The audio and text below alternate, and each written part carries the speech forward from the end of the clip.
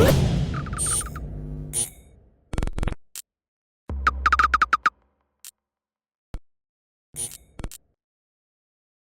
is Andi Purewal for Boxing Social in association with Betfred. I'm delighted to be joined by Hopey Price, fresh off his victory over Zahid Hussain last night. Hopey straight into it. Obviously, congratulations on your win, second round stoppage victory. How do you assess your performance first and foremost? I'm over the moon with performance. I've had a lot of good feedback off the performance. I did say all fight week that I was going to put on something special and I was going to steal the show, and I believe I managed to do that last night. Hopey, there was always a lot of excitement about you from the moment you turned pro, but last night, did you feel like it was more of a statement, even more than just a statement? Did you feel like, it, excuse me, it was a bit of like a breakout fight almost? Yeah, definitely, because it's the first fight. Well, on paper, what was supposed to be seen as a good test, another good opponent, my first 10-rounder, my first title on the line, and obviously with it being an all Leeds derby and in my hometown as well, then it was just a big occasion. So I believe that was a good breakout fight for me. I believe it was a real statement, the style in which I won it. Just talk to me about the fight for those 2 rounds and for as long as it lasted. Go back through the first, obviously dropping Zahid right above. It was the last punch of the round. And what went through your mind there? And just talk to me about how you set that shot up. I was setting that. I was hitting him with the left hand downstairs from early on. To be fair, I did think he was gonna go on his bike a little bit straight away. I think he was gonna be a bit wary.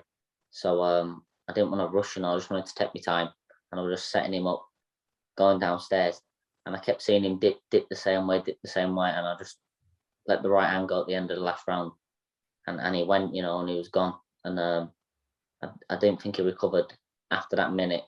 He didn't recover, so a bit of inexperience. I rushed in. That's what caused me to have the head clash and just rushed a little bit, but that all comes with experience, and then I just started taking my time again and got the finish. Is that the one blip for you from last night, Hope? That bit of inexperience you mentioned, which, it's understandable as well. You went rushing in thinking that the finish was there a bit sooner in the second round than what you got it. And it's obviously caused that head clash, which has meant you've had the busted eye and the blood and what have you. To be fair, in one way, yeah, it was a mistake of my own that I rushed in and done it. In another way, I think that it's a box ticked. I've had my first cut now, and it didn't bother me. If the fight had gone on, it wouldn't have bothered me. I just, for a young kid in only my sixth pro fight, I wasn't gonna let it bother me. I just was so concentrated on what I needed to be done. So I didn't really let it affect me whatsoever. That's why I was straight down to business straight after. I knew as soon as we clashed heads that was cut, and then I just seen blood. But then I just got back to what I was doing in the first round, which was setting him up, and that's how I ended up dropping him in the first round, and the same again in the second round. And I think once I had him, I was never going to let him off the hook. You said before the fight, as you mentioned, Hopey, you was going to produce something special. Did you expect it to be as emphatic as what it was, or was you hopeful of maybe an extra couple rounds, or were you just happy with how? To be fair, I just think it might go a few more rounds. I thought it might be a bit awkward for the first couple of rounds because I did think he might be a bit negative and try and run, and I did think he might want to take me late because I've only done 6 rounds, so he thinks, he's never done a 10-rounder. He's completed a 10-rounder. Try and take me late. So I thought he might be a bit negative for the first couple of rounds. But I managed to find my range very early and a lot quicker than I thought. And as soon as I hit him with that shot, I was never ever going to let him off the hook. I just wasn't. Hopey, you're obviously out of camp now, maybe only for a week or so. I don't know. But how did you celebrate that victory first and foremost? First of all, I went out with my new belt I just won, and I've got a lot of pictures with the young kids and a lot of the home support. A lot of fans come to support me and spend hard-earned money on tickets. So I think it's always good to do. So it's always good to take a bit of time out after your boxing and go around and see the young kids and hopefully inspire them. And then that was it. Now it's just time to relax, take a couple of weeks off and spend some time with family. And then hopefully this cut heals up and we can get back to work. Hopey, I'm always interested to know what a fighter's first meal was after a fight. So what did you indulge in? McDonald's. The reason being is, by the time we got out the venue, it's the only thing that was open. There's nothing else open. The McDonald's is 24 hours, so most of the time, yeah, it is McDonald's because it is the only thing open. But it's not ideal. It's not what I wanted. But I'm sure I'll go get something nice today. And Hopey, as you mentioned, you're going to be back in the gym within a couple of weeks, hopefully, when the eye heals up and the cut. What next? What do you think is next for you? Is there anyone who you do look at now and you think, I fancy that fight? No, I'm still keeping my feet on the ground. I still understand that I'm only 21 years old. I've still only had 6 fights, and I'm not the finished article. I've got a long way to go and a lot of learning to do.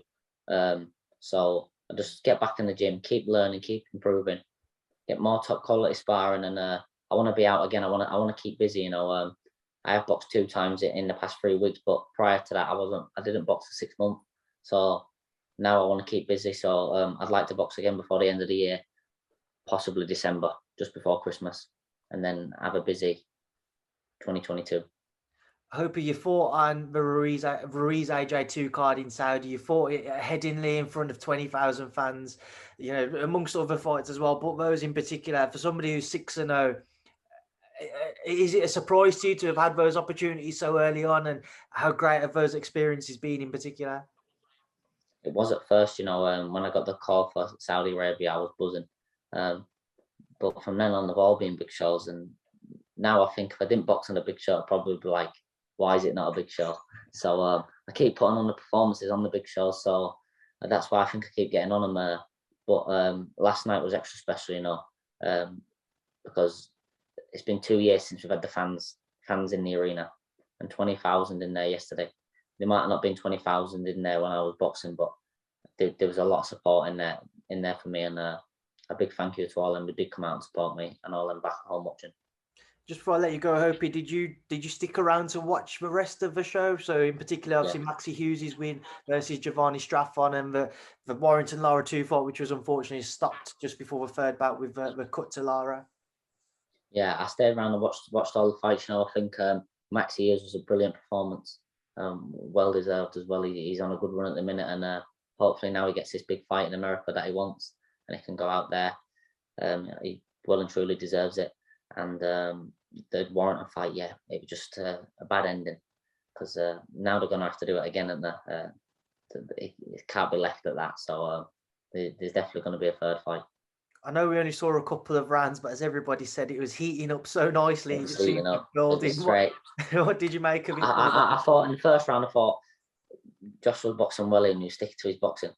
I thought the first round Josh was sticking to his boxing, and the second round he started engaging a little bit more. I think he started playing up to the crowd a little bit, and it was getting a bit feisty. So I would have liked to see how it would have panned out, because to be fair, I think it had a fight of the year written all over it, to be fair. So I'm definitely interested in seeing the fight again. Hopefully, to be back in Leeds again. Get you back on the undercard. Hopefully, if it's back in Leeds again, I'd definitely love to be on the undercard again at home. And then just final one, Hopey. We know Derek Chisora is obviously working back up north with you guys. What's it like to have him back in the gym and to have somebody who's got so much experience of the boxing world? It's brilliant to have Derek in the gym. You know, experience is something you can't buy, and being in the gym with all these great fighters, what's been there and done it, is so beneficial for me. You know, so early on in my career, just listening and soaking everything in like a sponge, and some things what you'd never learn off anyone else but them, because they're the only ones that's been through it. So it's good to have him back in the gym, and he's a good laugh in the gym as well as a character. Right, Hopey, we will leave that there now. I'll leave you to enjoy the rest of your day off, your couple of weeks off, and of course enjoy this victory. Thank you for giving up some time so soon after your fight, and thank you for speaking to Boxing Social. That's no problem. Thank you very much.